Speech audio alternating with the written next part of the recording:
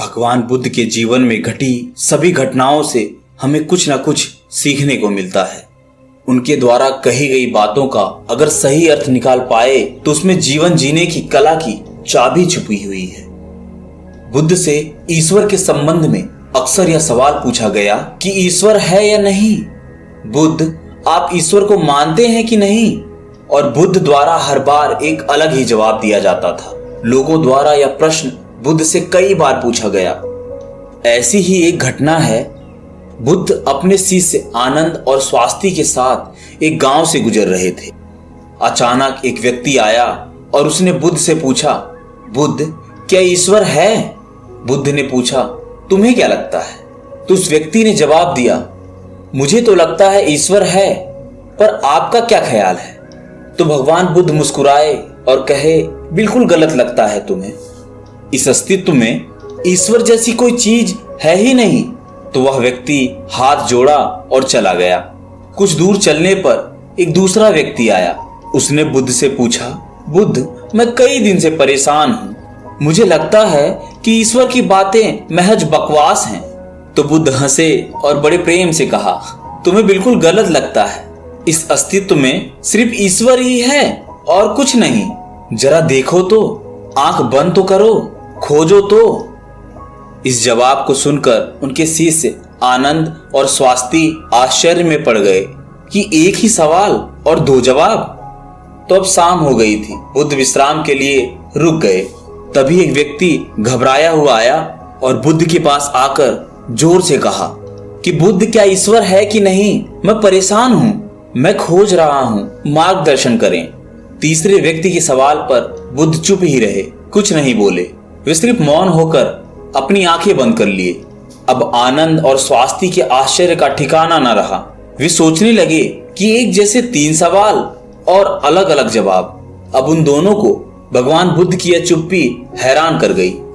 व्यक्ति के जाते ही आनंद ने उनसे पूछा कि सुबह जब उस पहले व्यक्ति ने पूछा तो आपने कहा हाँ, दोपहर में जब दूसरे व्यक्ति ने कहा तो आपने कहा नहीं, और शाम को आप मौन रह गए। भगवान, तीन व्यक्ति एक ही तरह के सवाल लेकर मिले, लेकिन मैं हैरान हूं कि आपने तीनों को अलग अलग जवाब दिए। मुझे कुछ समझ में नहीं आ रहा है। तो भगवान बुद्ध मुस्कुराए और जवाब दिए, आनंद, जो पहला व्यक्ति आया था उसने मान लिया था कि ईश्वर है, तो मैं उसकी मान्यता को मिटा देना चाहता था कि वह खोजना शुरू करे। ईश्वर है यह मानकर बैठ ना जाए, वो सत्य तक पहुंचे और उसका अनुभव करे। और दूसरे व्यक्ति ने भी मान लिया था कि ईश्वर की बातें कोरी बकवास हैं। मैंने उसकी धारणा को भी मिटा दिया ताकि वो भी खोजे कि ईश्वर है या नहीं। और तीसरा व्यक्ति अभी संशय में था, वह खोज रहा था, इसलिए मैं मौन रह गया। यहाँ पर मौन रह जाना ही उचित था। दोस्तों, भगवान बुद्ध के बारे में यह प्रचलित था कि वह किसी भी प्रश्न का जवाब सीधे नहीं देते थे। उनके जवाब रहस्यों से भरे हुए होते थे। तो थोड़ी देर सुनने के बाद उनके शिष्य स्वास्थ्य ने कहा कि मुझे ईश्वर के बारे में आपसे सुनना है। कृपया कर आप मुझे बताएंगे कि ईश्वर है या नहीं? आप ईश्वर को मानते हैं कि नहीं? और इसके साथ ही मैं आपसे अनुरोध करता हूं कि आप मेरे इस प्रश्न का सीधे सीधे जवाब दें। तो भगवान बुद्ध मुस्कुराए और कहा, ठीक है, तो मैं जवाब दूंगा, परंतु उससे पहले मैं तुमसे कुछ पूछना चाहता हूं। पहले इन प्रश्नों का जवाब तुम मुझे दे दो। स्वास्थ्य ने कहा, बिल्कुल बुद्ध, आप पूछिए। तब भगवान बुद्ध ने पूछा कि क्या तुम सूर्य को मानते हो? तब स्वास्थ्य ने बुद्ध की तरफ आश्चर्य से देखा और कहा, बुद्ध, यह किस प्रकार का प्रश्न है? यह तो कोई बालक भी बता देगा। सूर्य तो साक्षात प्रकट होता है, सबको प्रकाश और ऊर्जा देता है। हम सभी का जीवन उस पर आधारित है, वो तो साक्षात है। तो भगवान बुद्ध ने कहा, जिस प्रकार सूर्य साक्षात है तब उसे मानने का कोई प्रश्न नहीं होता, फिर ईश्वर है या नहीं यह प्रश्न क्यों उठा? इसका तो यही अर्थ हुआ कि तुम्हारे मन में ईश्वर को लेकर संदेह है, क्योंकि ईश्वर सूर्य की तरह प्रत्यक्ष नहीं है और तुम भी ईश्वर को बुद्धि से ढूंढने निकले हो। बुद्धि केवल उन्हीं बातों को मान पाती है जो उसे प्रत्यक्ष रूप से दिखाई पड़ता है, और ईश्वर कभी भी प्रत्यक्ष रूप से तुमको दिखाई नहीं पड़ेगा, और अगर आपको दिख भी गया तो वह ईश्वर नहीं होगा। ईश्वर को मानते हैं कि नहीं मानते, असल में यह प्रश्न ही गलत है। और गलत प्रश्न का सही उत्तर भला कैसे दिया जा सकता है? और यदि किसी प्रकार दिया भी जा सकता है तो वह उत्तर भी इस प्रश्न की तरह गलत ही होगा। स्वास्थ्य दुविधा में पड़ गया। उसने कहा, बुद्ध, मैं कुछ समझ नहीं पा रहा। तब भगवान बुद्ध ने कहा, ईश्वर को माना नहीं जा सकता है, बल्कि ईश्वर को जाना जा सकता है। अगर तुम्हारा प्रश्न यह होता कि मैं ईश्वर को जानना चाहता हूं, तब मैं तुम्हारी मदद कर सकता था। इस संसार में कुछ भी मानने वाले लोग जानने से चूक जाते हैं। उनका विकास रुक जाता है। जिनका स्वयं का कोई बोध नहीं होता, वो सत्य क्या है कभी नहीं जान पाते। जान केवल वही पाता है जो निरंतर खोज रहा है। जानने की यात्रा थोड़ी मुश्किल है, लेकिन मानना बहुत आसान है। मानने में न कोई खर्च है और ना ही कोई परिश्रम। ने कह दिया, किसी ने आपको समझा दिया और आपने मान लिया। लेकिन मानकर रुक जाने वाले लोग इस संसार के सबसे अभागे प्राणी हैं। बोध के बिना ज्ञान व्यर्थ है।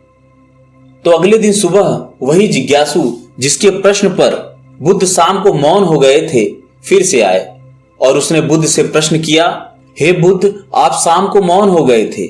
मेरे जीवन का एक ही लक्ष्य रहा है कि मैं ईश्वर को खोज लूं। वह कहाँ है, कैसा है, उनसे ब्रह्म ज्ञान की प्राप्ति करूं। और मैंने सुना है आपको ब्रह्म ज्ञान उपलब्ध हुआ है, तो आप अवश्य ही ईश्वर से मिले होंगे। तो क्या आप ईश्वर की खोज में मेरी सहायता करेंगे? तो बुद्ध ने कहा, जिसे तुम खोज रहे हो उसे तुमने कहां कहां खोजा? तो वह जिज्ञासु बोला, बुद्ध, मैंने सभी तीर्थ, सभी मंदिर और पूरी दुनिया का भ्रमण किया। यज्ञ, हवन, बड़े बड़े अनुष्ठान, व्रत सब पूरे किए। मैंने वो सभी कार्य किए जो मुझे ईश्वर प्राप्ति के लिए कहे गए थे, लेकिन फिर भी मुझे आज तक ईश्वर नहीं मिले।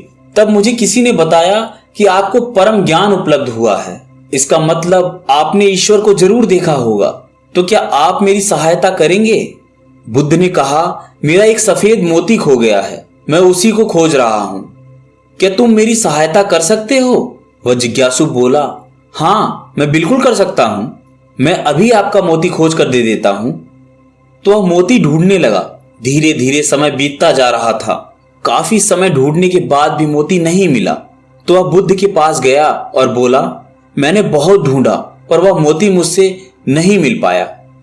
यह सुनकर बुद्ध ने कहा, जब तुम वो मोती मुझे ढूंढ कर दे दोगे, तभी मैं तुम्हारी कोई सहायता कर पाऊंगा।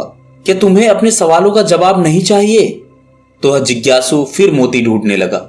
लेकिन काफी समय बीत जाने के बाद वह बुद्ध के पास आकर बोला, आप ठीक से याद करके बताइए कि वो मोती कहाँ खोया था। तो भगवान बुद्ध ने मुस्कुराते हुए कहा, वो मोती तो मेरी कुटिया में खोया था।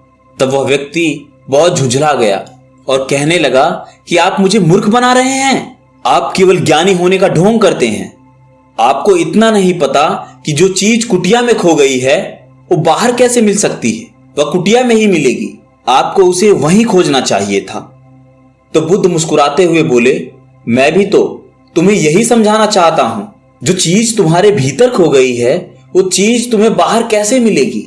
तुमने कई वर्षों तक बाहर खोजबीन की, क्या एक पल के लिए भी उसे अपने भीतर खोजा? उसे अपने अंदर खोजो, तब तुम्हें वह ज्ञान मिल जाएगा। यह सुनकर जिज्ञासु बोला, हे बुद्ध, आपकी बात तो मैं समझ गया, लेकिन अभी भी मैं यह नहीं समझ पा रहा हूं कि मैं अपने अंदर क्या खोजूं। बुद्ध बोले, तुम अपने ईश्वर को खोजना चाहते हो, पर क्या तुमने कभी अपने आप को खोजा है? जिज्ञासु बोला, बुद्ध, मैं अपने आप को जानता हूं। मैं अपना नाम, पद, काम, परिवार, जब से मैंने जन्म लिया है तब से मैं ये सभी चीजें जानता हूं। मैं कुछ भी नहीं भूला हूं। तो फिर मुझे और अपने बारे में क्या जानने की जरूरत है? मैं क्या जानूं? तब बुद्ध ने कहा, अभी बताओ, इस समय तुम्हारे सबसे नजदीक कौन है? जिज्ञासु बोला, इस समय तो आप ही मेरे नजदीक हैं। बुद्ध ने कहा, मुझसे भी ज्यादा नजदीक कौन है? उसने कहा, आपसे ज्यादा नजदीक तो हवा है। बुद्ध ने कहा, हवा से ज्यादा नजदीक क्या है? जिज्ञासु सोचकर बोला, हवा से ज्यादा नजदीक तो मेरे वस्त्र हैं।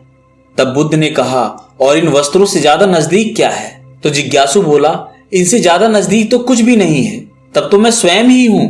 तब बुद्ध ने कहा, अपनी आंखें बंद करो। बिल्कुल शांत होकर अपने अंदर खोजो तुम्हारे अंदर क्या है। विचारों को हटा दो और ध्यान दो तुम्हारे नजदीक क्या है। थोड़े समय बाद बुद्ध उससे पूछते हैं, तुम्हारे सबसे नजदीक क्या है? जिज्ञासु बोला, पहले ऐसे लगा मेरी सांसें मेरे सबसे ज्यादा नजदीक हैं, पर धीरे धीरे मेरी सांसें मुझसे दूर होती चली गई। तब मुझे ऐसा लगा कि मेरे दिल की धड़कन मेरे सबसे ज्यादा नजदीक है, पर वह भी धीरे धीरे मुझसे दूर हो गई। मैं खुद से ही दूर हो गया। मुझे अलग अनुभव हुआ, मैं कहीं नहीं हूं फिर भी हूं। बुद्ध, मैं इस चीज को अभी भी नहीं समझ पा रहा हूं, यह क्या है? बुद्ध मुस्कुराए और बोले, अब तुम सही खोज कर रहे हो। शीघ्र ही तुम्हें तुम्हारा मोती मिल जाएगा। वह जो तुम्हें समझ नहीं आ रही थी वह समझ आ जाएगी। यह सुनकर जिज्ञासु ने बुद्ध से अपनी अभद्रता के लिए माफी मांगी और उनका आभार व्यक्त किया कि आपने मुझे ज्ञान का रास्ता दिखाया। तो ईश्वर को मानो नहीं, जानो। जब तुम ईश्वर को जान जाओगे, उसका स्वाद चख लोगे, तब तुम भी उस बात को किसी को बता नहीं पाओगे। उस ईश्वर की सीधी व्याख्या नहीं कर पाओगे, लेकिन दूसरों को ईश्वर का स्वाद चखने में मदद कर सकते हो। बुद्ध तत्व संबंधी प्रश्न जैसे ईश्वर व आत्मा, इनसे संबंधित